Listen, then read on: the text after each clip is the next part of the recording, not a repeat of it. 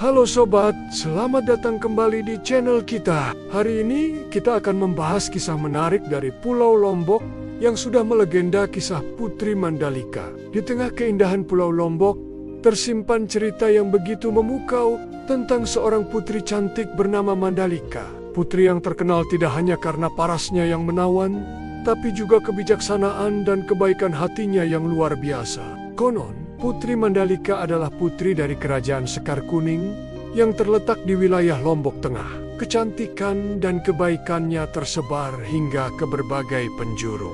Banyak pangeran dan raja dari kerajaan tetangga yang datang untuk melamarnya. Namun, situasi mulai memanas ketika para pelamar bersikeras ingin menjadikan Putri Mandalika sebagai permaisuri mereka. Ancaman perang mulai terdengar. Dan Putri Mandalika merasa sangat sedih melihat perpecahan yang terjadi karena dirinya. Setelah bermeditasi dan memohon petunjuk kepada Yang Maha Kuasa, Putri Mandalika mengambil keputusan yang mengejutkan. Pada suatu pagi di pantai selatan Lombok, dia mengumpulkan seluruh rakyat dan para pelamarnya.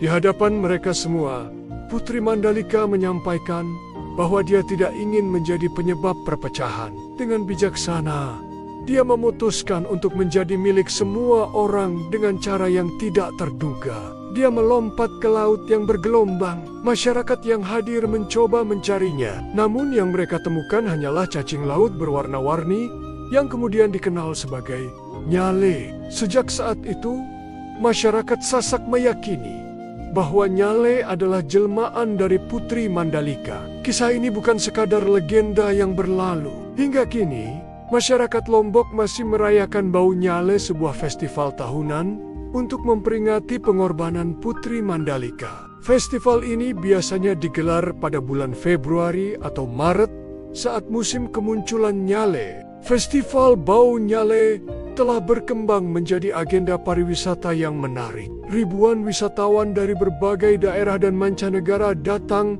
untuk menyaksikan prosesi penangkapan nyale dan menikmati berbagai pertunjukan budaya.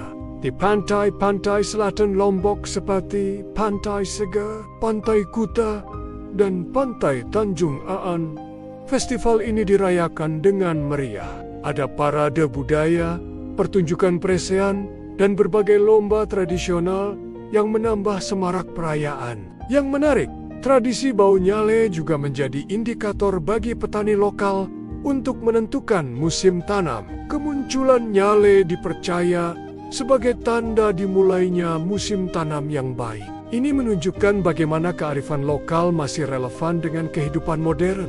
Saat ini, cerita Putri Mandalika tidak hanya dilestarikan melalui festival, tapi juga dalam berbagai bentuk modern. Ada buku cerita bergambar, pertunjukan teater, bahkan film animasi yang mengangkat kisah ini untuk generasi muda. Di sekolah-sekolah Lombok, kisah Putri Mandalika sering dijadikan materi pembelajaran tentang nilai-nilai kepemimpinan, pengorbanan, dan kearifan dalam menghadapi konflik. Nilai-nilai ini masih sangat relevan dengan kehidupan kita saat ini.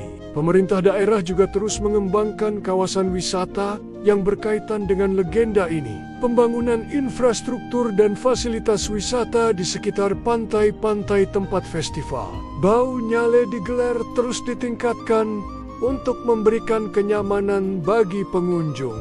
Yang lebih membanggakan, UNESCO sedang mempertimbangkan Festival Bau Nyale untuk dimasukkan dalam daftar warisan budaya tak benda. Ini menunjukkan bagaimana kisah lokal bisa mendapat pengakuan di tingkat internasional. Kisah Putri Mandalika mengajarkan kita tentang kebijaksanaan dalam menyelesaikan konflik dan pengorbanan untuk kepentingan bersama. Di era modern ini, nilai-nilai tersebut masih sangat relevan untuk diterapkan dalam kehidupan sehari-hari. Nah, bagaimana menurut kalian tentang kisah Putri Mandalika ini? Apakah kalian tertarik untuk mengunjungi Festival Bau Nyale? Tuliskan pendapat kalian di kolom komentar ya. Jangan lupa untuk like, share, dan subscribe channel ini agar kalian tidak ketinggalan konten-konten menarik lainnya tentang budaya Indonesia. Sampai jumpa di video berikutnya.